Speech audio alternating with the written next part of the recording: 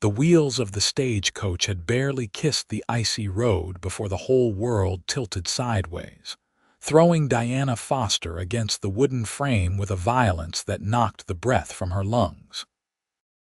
She heard the horses scream, heard the driver curse, and then there was nothing but the terrible grinding crash of wood against rock and the white blur of snow everywhere.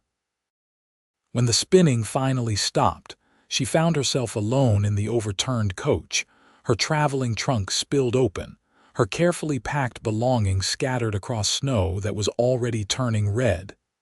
Diana pushed herself upright, gasping at the sharp pain in her ribs. The driver was gone. She could see his body 20 feet away, motionless in the snowdrift, his neck bent at an angle that made her stomach turn. The horses had broken free and vanished into the white wilderness. She was alone on a mountain pass in eastern Oregon, miles from anywhere, with a winter storm gathering strength around her. She tried to stand, but her ankle gave way beneath her. The pain was immediate and fierce. Looking down, she saw her boot twisted at an odd angle. Sprained, she hoped. Not broken. She had to move, had to find shelter. The temperature was already dropping, and her coat, though thick, would not be enough once night fell. She could feel the cold seeping into her bones. Diana dragged herself from the wreckage, using her hands to pull her body through the snow. Every movement sent fresh waves of agony through her ankle and ribs. Her breath came in ragged gasps that crystallized in the frigid air. She had been traveling from Portland to Pendleton, Oregon, where she was supposed to start a new life as a school teacher. Her parents had died of fever the previous winter, and teaching was one of the few respectable occupations available to a young woman of 22 with no family and limited means. Now she would die here in the snow, and no one would know what became of her. She managed to crawl perhaps 50 yards before exhaustion forced her to stop. Her hands were numb inside her gloves. Snow had worked its way inside her collar and down her back. She lay there in the white silence, watching the sky darken, feeling her body grow heavy and slow. The cold stopped hurting after a while. That was when she knew she was in real trouble. Diana closed her eyes and thought of her mother's face, her father's laugh. She thought of all the students she would never teach, all the books she would never read. 22 years seemed like such a short time to have lived. She had never been kissed, never been in love, never seen the ocean or climbed a mountain or danced at her own wedding.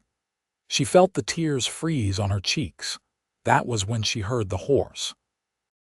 At first she thought she was imagining it. The soft crunch of hooves in snow, the jingle of bridle and bit. But then a shadow fell across her and she forced her eyes open to see a man dismounting, a tall figure silhouetted against the white sky. He knelt beside her and she saw his face. Weathered, maybe 30 years old, with dark hair that curled at his collar and eyes the color of storm clouds. He had a scar across his left cheek that gave him a dangerous look, but his hands were gentle when he touched her shoulder. "You are alive," he said, his voice rough with something that might have been relief. Then he said something that made no sense at all. "I have been waiting for you." Diana tried to speak, but her lips would not form words. The man, seeing her confusion, shook his head. "Never mind that now. We need to get you warm." He gathered her into his arms as easily as if she weighed nothing and carried her to his horse. The animal was a large bay gelding, sturdy and calm. The man lifted Diana into the saddle and climbed up behind her, pulling her back against his chest. He wrapped his coat around both of them and urged the horse forward. Diana drifted in and out of consciousness as they rode. She was vaguely aware of trees passing overhead, of the warmth of the man's body pressed against hers, of his arms holding her steady. She heard him talking to the horse in low, murmuring tones. The world became a blur of white and gray and the steady rhythm of hoofbeats. When she woke again, She was lying on a bed covered with thick furs. A fire crackled in a stone hearth, filling a small cabin with warmth and light. The man was kneeling beside her, working to remove her wet boots. His touch was careful, his movements practiced. "Your ankle is badly sprained," he said without looking up. "But not broken. You are lucky." "The driver," Deanna managed to say. Her voice was barely a whisper. "Dead, I am sorry." There was nothing I could do for him. She closed her eyes, grief washing over her. She had not known the driver well, had exchanged only a few words with him during the journey, but he had been a living person and now he was gone. "I will bury him when the weather clears," the man said quietly. "He will have a proper grave." Deanna nodded, unable to speak past the lump in her throat. The man finished removing her boots and began wrapping her injured ankle with strips of clean cloth. His hands were steady and sure. "My name is Samuel Keller," he said. "This is my cabin. You are safe here." "Deanna Foster," she replied. "I was traveling to Pendleton to teach school." Samuel looked up at her then, and his gray eyes held something she could not quite read. "You are still 20 miles from Pendleton. The pass is treacherous in winter. The coach should not have attempted it with a storm coming." "I did not know. I am new to Oregon." "Where are you from?" "Ohio. My parents died last winter and I had no reason to stay." Samuel nodded slowly, as if this explained something. He finished wrapping her ankle and stood. "You need to get out of those wet clothes. I will turn my back while you change. There are dry clothes in the trunk by the window." He was true to his word, standing with his back to her while Deanna struggled out of her wet dress and undergarments. Her fingers were clumsy with cold and pain made every movement difficult. She found a shirt and trousers in the trunk, both too large for her but warm and dry. When she was dressed, she called to Samuel and he turned around. If he thought it strange to see a woman in men's clothing, he did not say so. Instead, he brought her a cup of something hot that smelled of herbs and honey. "Drink this. It will help with the pain." The drink was bitter but warming. Deanna sipped it slowly, feeling sensation return to her fingers and toes. Samuel sat in a chair across from the bed, watching her with those serious gray eyes. "Why did you say you had been waiting for me?" she asked. Samuel was quiet for a long moment. Outside, the wind howled and snow rattled against the windows. Finally, he spoke. "I have lived alone in these mountains for 5 years. I came here after the war, after my family died. I did not think I would ever want to see another person again. But lately, I have felt something changing. Like I was waiting for something without knowing what it was. And then today, I was checking my traps when I heard the crash. When I found you in the snow, I knew. You were what I had been waiting for." Deanna did not know what to say to that. It should have frightened her, this strange man claiming she was what he had been waiting for. But there was no menace in his voice, no threat.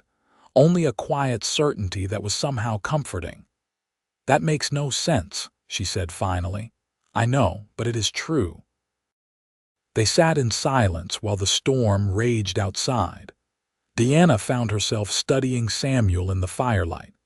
He was handsome in a rough way, with strong features and calloused hands that spoke of hard work. There was a sadness about him, a weight he carried that showed in the set of his shoulders and the lines around his eyes. She wondered what he had seen in the war, what had happened to his family. "You said your family died," she ventured. "What happened?" Samuel stared into the fire. "Cholera. My wife and son. It swept through our town in '68, right after I came home from the war. I had survived 4 years of fighting only to watch them die in a matter of days. There was nothing I could do. After that, I could not stay. I sold everything and came here to forget." "I am sorry," Deanna said softly. "What about you? What took your parents' fever? It was quick, at least. They were both gone within a week of each other. I nursed them as best I could, but I had no training, no medicine that worked. So we are both alone." "Yes." Samuel stood and moved to the window, looking out at the storm. "The weather will be bad for at least 2 more days. You cannot travel until your ankle heals regardless. You are welcome to stay here as long as you need." "Thank you, you saved my life." He turned to look at her. "Perhaps you saved mine as well." That night, Deanna slept in Samuel's bed while he took the floor near the fire. She tried to insist that she could manage on the floor, but he would not hear of it. As she drifted off to sleep, wrapped in warm furs, she found herself thinking about his words. "I have been waiting for you." It was madness. They were strangers, and yet some part of her understood what he meant. Some part of her had been waiting too. She woke to the smell of coffee and bacon. Morning light filtered through the frosted windows, and the storm had eased to a light snowfall. Samuel was cooking over the fire, and he smiled when he saw her awake. It was the first time she had seen him smile, and it transformed his face, making him look younger and less careworn. "How do you feel?" he asked, sore, but alive. "That is a good start." He brought her breakfast on a wooden plate, and they ate together in companionable silence. The coffee was strong and the bacon was crispy, and Deanna thought she had never tasted anything so good. "I should send word to Pendleton," she said. "They will be expecting me. When the weather clears, I will ride down and tell them what happened. They will understand. Will they hold my position? I imagine so. Good teachers are hard to find out here." Deanna nodded, trying not to think about the future. For now she was alive and warm and safe. That was enough. The days that followed fell into a gentle rhythm. Samuel tended to his traps and chopped wood, while Deanna rested and let her ankle heal. In the evenings they sat by the fire and talked.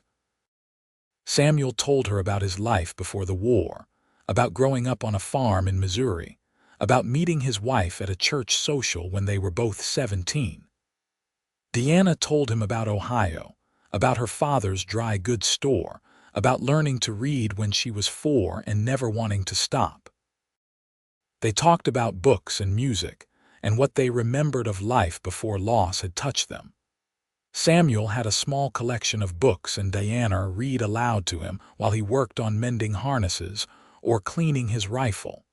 She read Shakespeare and Dickens and the poems of Walt Whitman. Samuel listened with an attention that told her how starved he had been for such things. On the third day, the weather cleared enough for Samuel to make the trip to Pendleton. He was gone from dawn until dusk, and Deanna found herself anxiously awaiting his return. When she heard his horse outside, relief flooded through her with an intensity that surprised her.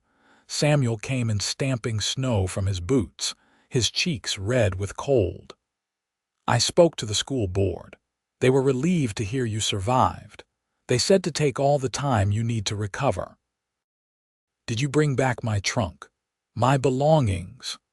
"I brought what I could salvage from the crash. Some of your things were ruined, but I got your trunk and most of what was inside." He brought in her trunk and set it by the bed. Deanna opened it carefully, relieved to find her teaching books and her mother's jewelry box intact. The dresses were mostly ruined by water and blood, but she could mend them or make new ones.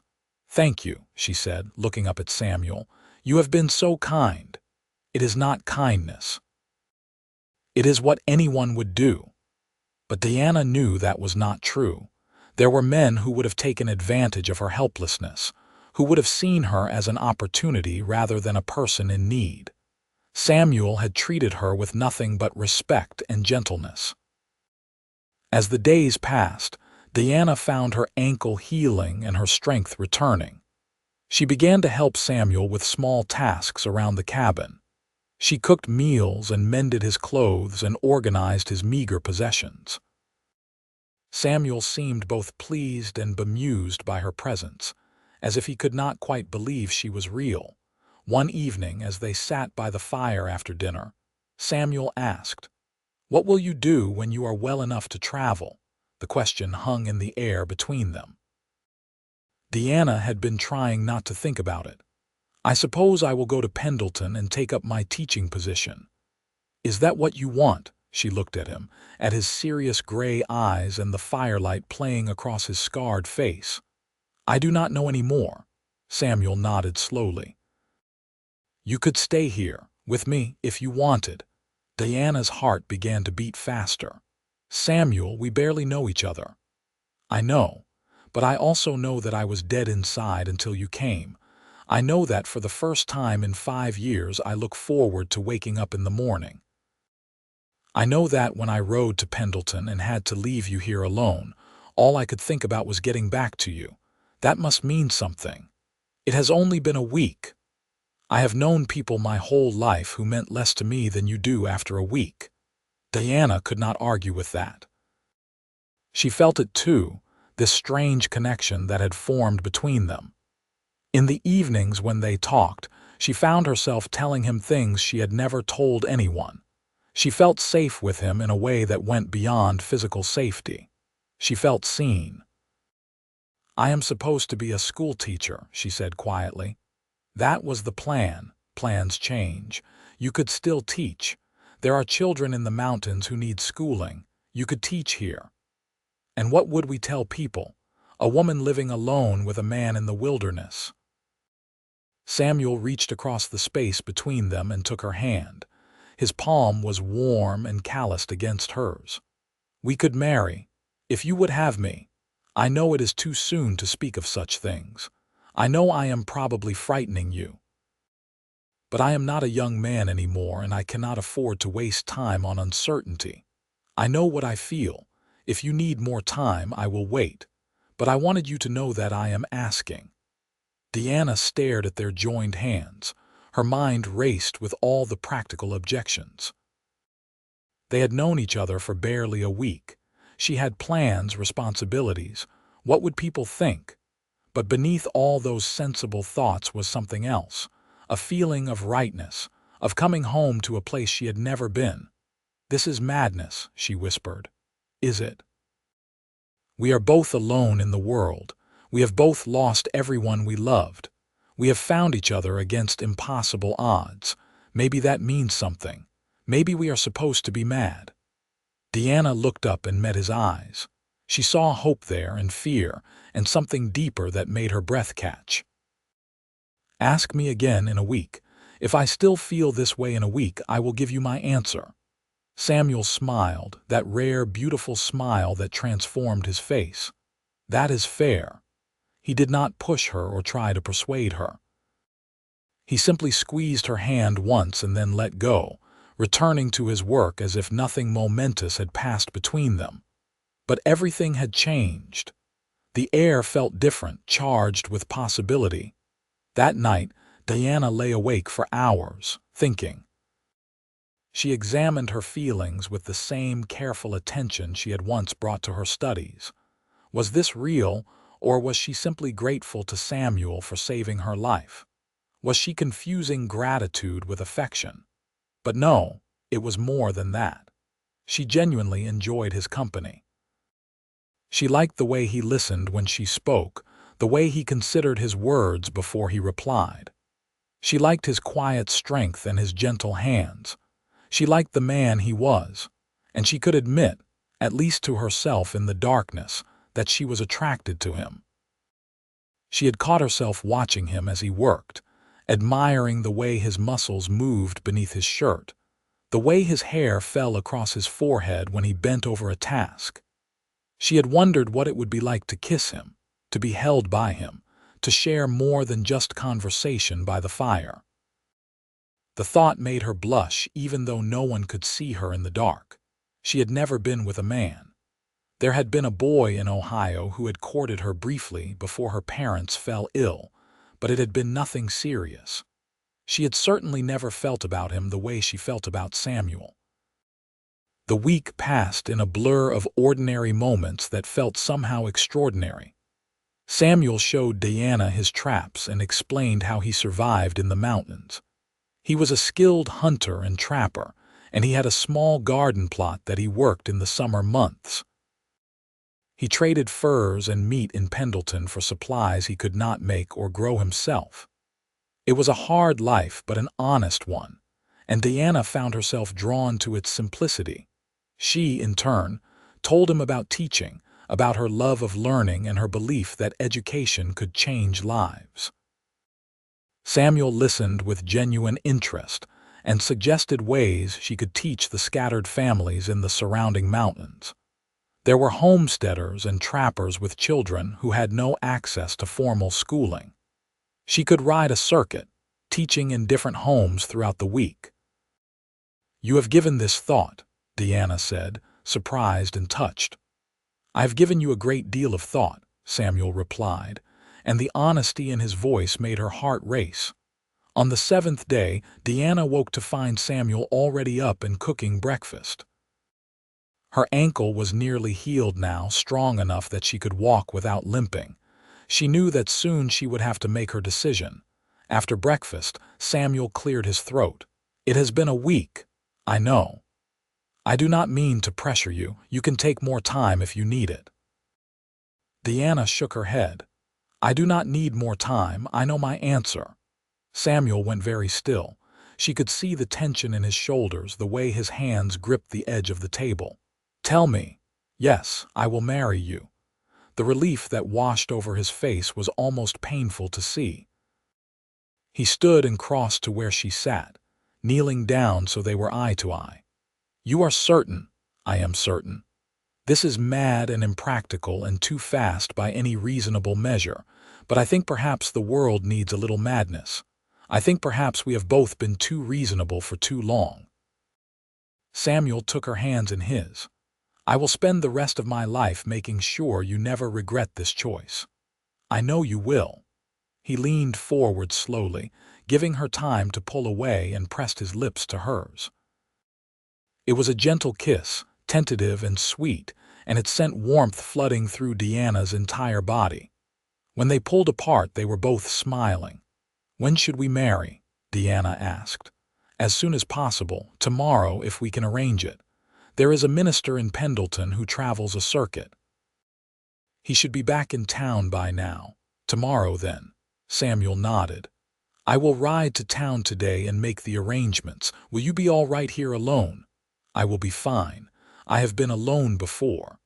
But after Samuel left, the cabin felt empty in a way it had not before. Deanna busied herself with tidying and preparing, but her mind kept returning to what she was about to do. She was going to marry a man she had known for 8 days. It was the most impulsive thing she had ever done, yet it felt right. More right than any carefully considered decision she had ever made. Samuel returned as the sun was setting, his horse laden with supplies. "The minister will come tomorrow afternoon. I also brought fabric for a dress, if you want to make something new to wear, and food for a wedding dinner." Deanna took the bolt of blue calico he offered, touched by his thoughtfulness. "It is beautiful, but I will not have time to make a whole dress by tomorrow." "Then wear whatever you like. You could wear those trousers and I would still think you the most beautiful bride in Oregon." That night, they sat up late by the fire, talking about their future. Samuel wanted to build a larger cabin with separate rooms. Deanna wanted to start a small school. They talked about practical things like supplies and income, and impractical things like where they would hang her mother's painting and whether they wanted children. "I would like children," Samuel said quietly, "if you would. I lost my son in the epidemic. He was only 3 years old. I thought I would never want to risk that kind of love again. But now I think perhaps love is always a risk. Perhaps that is what makes it worthwhile." "I would like children too," Deanna replied. "I always imagined having a large family, brothers and sisters for my children to grow up with." "Then we will try for that, if we are blessed." The next morning dawned clear and cold. Deanna woke early and did her best to prepare for her wedding day. She washed her hair in heated water and brushed it until it shone. She put on her least damaged dress, a green wool that brought out the color of her eyes. Samuel had shaved and put on his best shirt, and he looked almost nervous as they waited for the minister. The minister arrived at noon, a jovial man named Reverend Michaels, who had been traveling the Oregon Territory for 20 years. He expressed appropriate shock at Diana's story and congratulations on her recovery. Then he performed the ceremony in Samuel's small cabin with only the fire as witness. Diana had never imagined her wedding would be like this. As a girl, she had dreamed of a church full of flowers and friends, a white dress, her father walking her down the aisle. But as she stood before the minister holding Samuel's hands and speaking her vows, she realized this was better than any childhood dream. This was real. This was hers. When the minister pronounced them married and told Samuel he could kiss his bride, Samuel cupped Diana's face in his hands and kissed her with a tenderness that made her eyes sting with tears. She was married. She was Diana Keller now, wife of a mountain man, beginning a life she had never planned but somehow always wanted. The minister stayed for dinner and then headed back toward Pendleton before the light failed. Samuel and Diana stood in the doorway of their cabin and watched him go, Samuel's arm around Diana's waist. "Are you happy?" Samuel asked. "I am," Diana said, and realized it was true. Despite everything she had lost, despite the strangeness of how quickly things had happened, she was deeply, genuinely happy. That night they truly became husband and wife. Samuel was patient and gentle, mindful that this was Diana's first time. He took his time, showing her pleasure she had not known existed. Afterward, as they lay tangled together in the bed, Diana felt a contentment she had never experienced before. She had found her place in the world. The winter deepened, and they settled into married life. Diana discovered that Samuel was a man of quiet humor and surprising depths. He could recite poetry from memory, and he played the harmonica with real skill. He taught her to track animals in the snow and to tell the weather by the clouds. She taught him mathematics and read to him from her books and challenged him to games of chess that he always won. They made love often and with growing confidence. Diana learned the geography of her husband's body, the scars from the war and from hard living, the places that made him gasp when she touched him. Samuel learned her body in turn, became expert at bringing her pleasure. They were building a life together, building intimacy one day at a time. In February, Samuel took Diana to Pendleton to meet the families whose children she would be teaching. The town was small but growing, a supply stop on the route to the gold fields further east. The families they met were hardscrabble but decent, people who had come west looking for opportunity and found mostly hard work. Their children were bright and eager, starved for learning. Diana arranged to teach at 4 different homesteads on a rotating schedule. Samuel would accompany her on her rounds both for protection and company. It meant long rides through the cold, but Diana found she did not mind. She liked being outside, like the vast emptiness of the Oregon wilderness. She was becoming stronger, tougher, more capable. Spring came slowly to the mountains. The snow melted and revealed a world of growing things. Samuel planted his garden and expanded it with Diana's help. They planted potatoes and beans and squash, carrots and turnips and cabbage. Diana had never done farm work before, but she learned quickly, finding satisfaction in the physical labor. Her teaching rounds went well. The children were eager students, and their parents were grateful for her efforts. She taught reading and writing, mathematics and history, geography and basic science. She brought books from Samuel's collection and ordered more from Portland. Slowly, she was making a difference. In May, Diana realized her monthly courses had not come. She waited another week to be sure, then told Samuel. He picked her up and spun her around, laughing with pure joy. They were going to have a child. The pregnancy was not easy. Diana suffered from sickness in the mornings and terrible tiredness. But Samuel was attentive and patient, taking over more of the work and making sure she rested. By summer, the sickness had passed and Diana felt stronger. Her belly began to swell with their growing child. She continued teaching as long as she was able, finally stopping in October when she was too large to comfortably ride. Samuel had built a cradle and Diana had sewn tiny clothes. They were as ready as they could be. The baby came on a cold night in December, almost exactly a year after the stagecoach crash that had brought Diana into Samuel's life. The birth was long and difficult, attended by a midwife from Pendleton, who Samuel had brought to stay with them. Diana labored for nearly 20 hours before finally delivering a healthy baby boy. They named him James Michael Keller, and he had his father's dark hair and his mother's green eyes. Samuel held his son with tears streaming down his face, and Diana understood that this was healing for him, a chance to father again after losing his first child. The first months with a new baby were exhausting. James was a good baby, but he woke often to nurse, and Diana was constantly tired. Samuel helped as much as he could, walking the baby when he was fussy, changing his cloths, singing to him in his rough voice.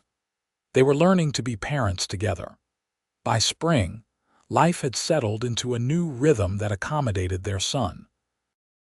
Diana was teaching again, bringing James with her on her rounds.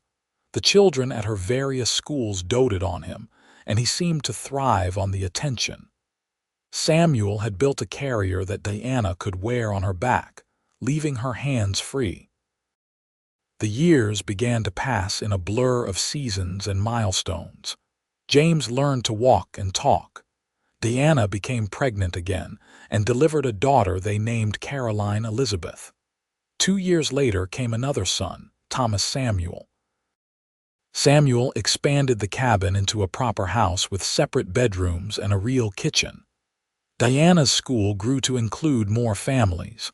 They were prospering in their quiet way. Diana sometimes thought about the woman she had been on that stagecoach, traveling toward a life of solitary teaching in a town where she knew no one. That woman seemed like a stranger now. She had become someone else entirely, someone stronger and more capable, someone loved. On their 5th wedding anniversary, Samuel took Diana's hand across the dinner table. The children were asleep and the house was quiet. "Do you ever regret it?" he asked. "Marrying me so quickly, giving up the life you had planned?" Diana squeezed his hand. "Never, not once. You gave me a life I did not know I wanted. You gave me love and purpose and a family. How could I regret that? I just want to be sure you are happy, that this is enough for you. It is everything to me. You are everything to me." Samuel raised her hand to his lips and kissed it. "I love you, Diana Keller. I loved you from the moment I found you in the snow. I will love you until the day I die. I know, I love you too." They sat in comfortable silence, hands joined, watching the fire. Outside, an owl called in the darkness. The mountains stretched away in all directions, vast and wild and beautiful.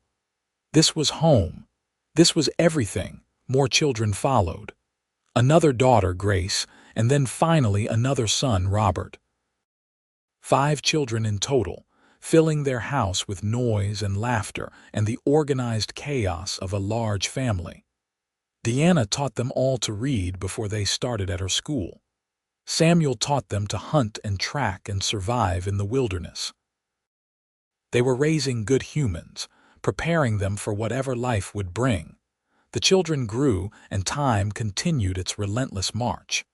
James became a tall, serious boy who loved books as much as his mother. Caroline was wild and fearless, always climbing trees and exploring. Thomas was gentle and thoughtful with a gift for music. Grace was the family diplomat, always smoothing over conflicts. Robert was the baby, adventurous and affectionate. Diana continued her teaching, though as her children grew, she was able to establish a more permanent school in Pendleton.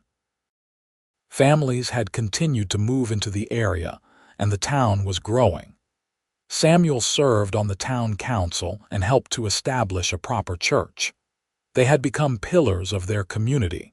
When James turned 16, he announced his intention to attend university in Portland. It was the first time one of their children would leave, and Deanna felt the sharp pain of letting go. But she and Samuel had always encouraged their children to pursue their dreams, and they would not stop now. Caroline surprised everyone by falling in love with a young doctor who came to Pendleton to set up practice. They married when she was 19, and Diana gained a son-in-law she genuinely liked. Thomas showed no interest in marriage but a deep interest in becoming a minister. Grace dreamed of being a writer. Robert, still young, was interested in everything and nothing. The years became decades. Diana's hair began to gray and lines formed around Samuel's eyes, but the love between them never dimmed. If anything, it grew stronger, deepened by shared experience and mutual respect. They still sat by the fire in the evenings, still held hands across the dinner table, still made love with the passion of much younger people. On their 25th wedding anniversary, their children threw them a party. James came from Portland, where he was now a lawyer.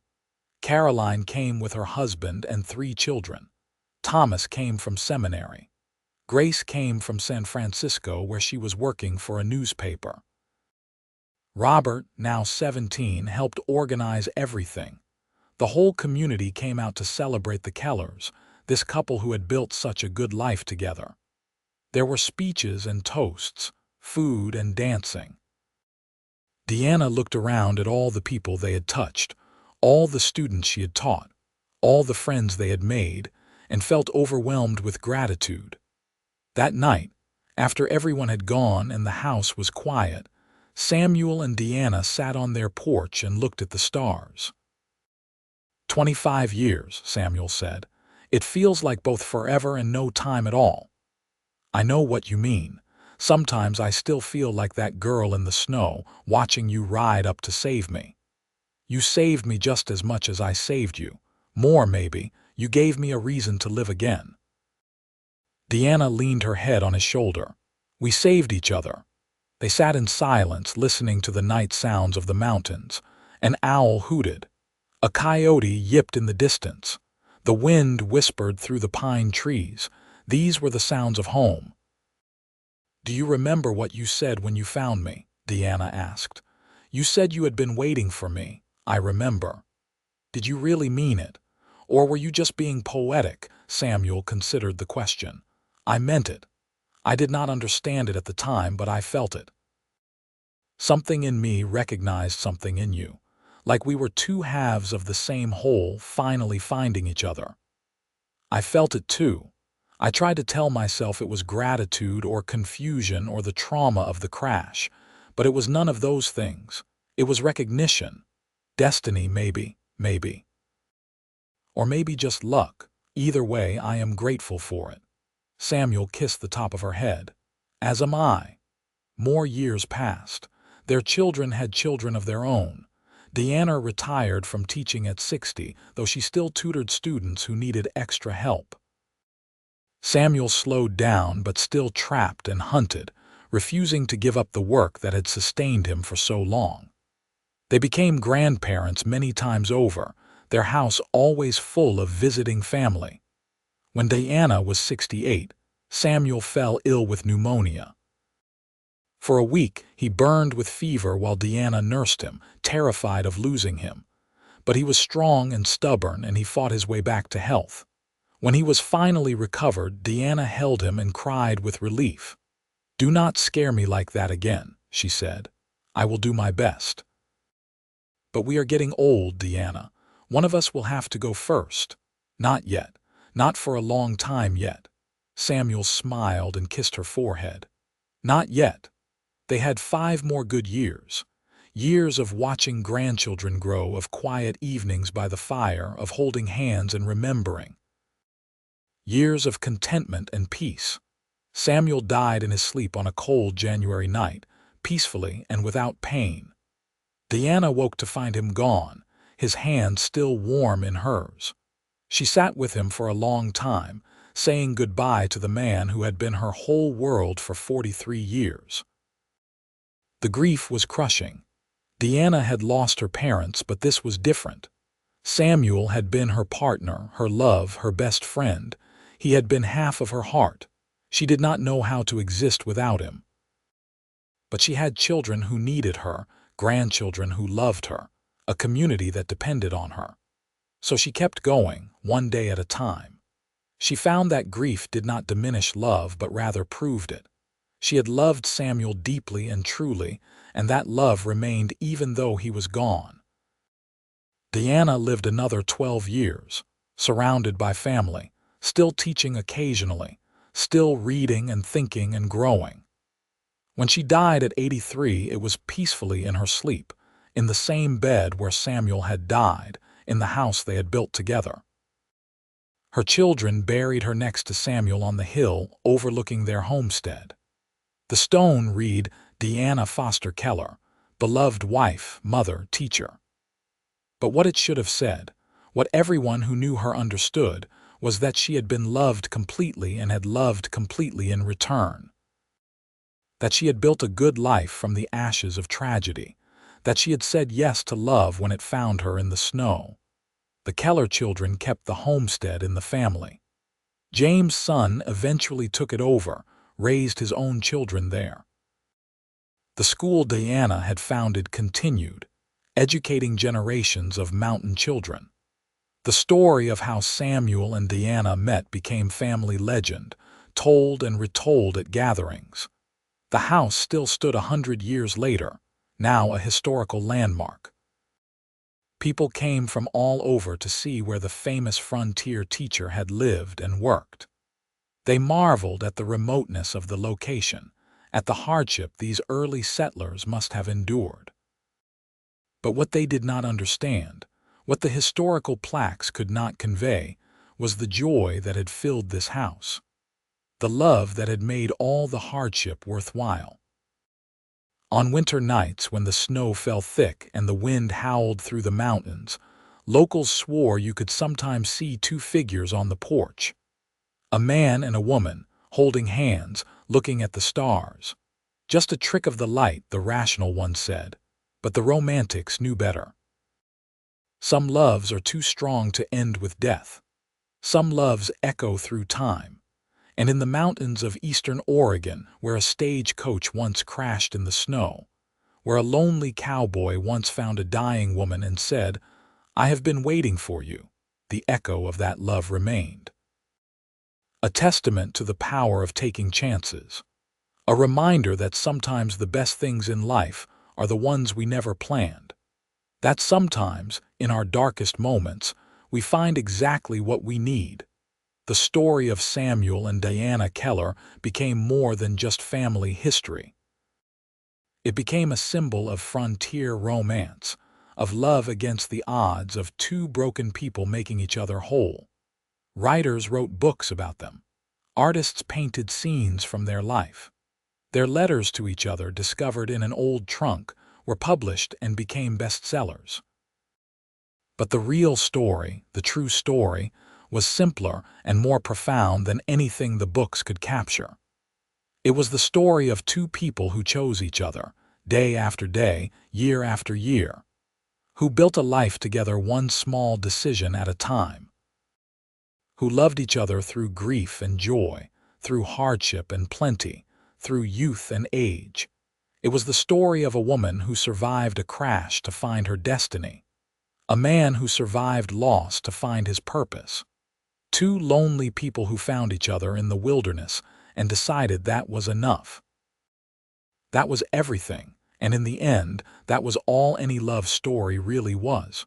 Two people saying yes, choosing each other, building something together that was greater than the sum of its parts. Samuel and Diana did that. They said yes in a moment of madness and spent the rest of their lives proving that madness was the sanest thing they ever did. Their great-great-grandchildren still lived in Oregon, carrying on the legacy. Some were teachers like Deanna. Some were ranchers and hunters like Samuel. All of them knew the story of how their ancestors met, how love found them in the snow. All of them understood that they existed because one woman survived and one man was brave enough to say what he felt. The mountains remained unchanged, indifferent to human stories. The snow still fell each winter, covering the roads and passes. But the crash site was marked now with a small memorial. People left flowers there sometimes, honoring not just Diana's survival but what came after. The love story that began in tragedy and ended in triumph. Time continued its march. Seasons changed. Generations rose and fell. But some things remained constant. Love remained. Hope remained. The belief that even in our darkest moments, salvation might be riding toward us through the snow, that we might be exactly where we need to be, even when it seems like we are lost. Deanna had boarded that stagecoach thinking she was traveling toward a solitary life of teaching.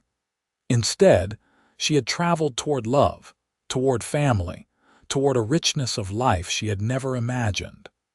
Samuel had retreated to the mountains thinking he was done with living. Instead, he had been preparing for Deanna, making ready for the moment when fate would bring them together. Neither of them could have planned it. Neither of them would have believed it if you had told them that one terrible day in the snow would be the beginning of everything good in their lives. But that was the nature of grace. It came when you least expected it. It found you in the wreckage and carried you home. And home was not a place, Deanna had learned. Home was a person. Home was the arms that held you when the world was cold.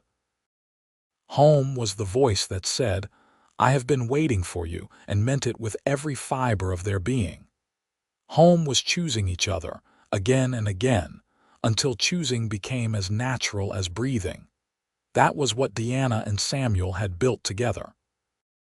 Not just a house in the mountains or a family or a legacy, but a home in each other, a refuge from the storms of life, a place of safety and love and belonging.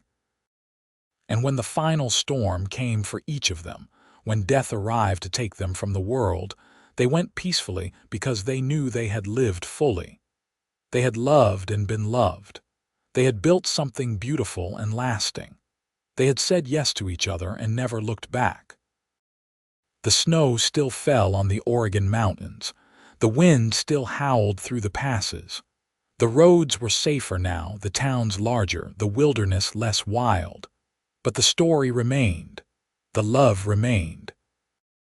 And on cold winter nights, when the stars were bright and the snow was deep, you could almost hear it.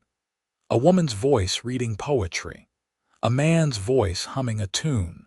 The sound of two people who found each other in the darkness and chose to be each other's light. That was the real story. Not just how they met, though that was dramatic enough, but how they lived, how they loved, how they turned a moment of chance into a lifetime of choice, how they proved that sometimes the best answer to life's questions is simply to say yes, to take the hand that is offered, to trust in something larger than yourself. Samuel and Deanna Keller had done that. They had taken the leap, and in doing so, they had created something that outlasted them both. A love story for the ages, a testament to the power of choosing each other. A reminder that we are never truly lost as long as someone is waiting for us. And somewhere in the mountains, perhaps, their spirits still walked together, still held hands, still looked at the stars and marveled at the strange and beautiful journey that had brought them together. Still grateful for that terrible day in the snow when everything changed, when death came looking and found love instead. When a lonely cowboy found a dying woman and said the words that would define both their lives. "I have been waiting for you." And she had been waiting too, though she did not know it.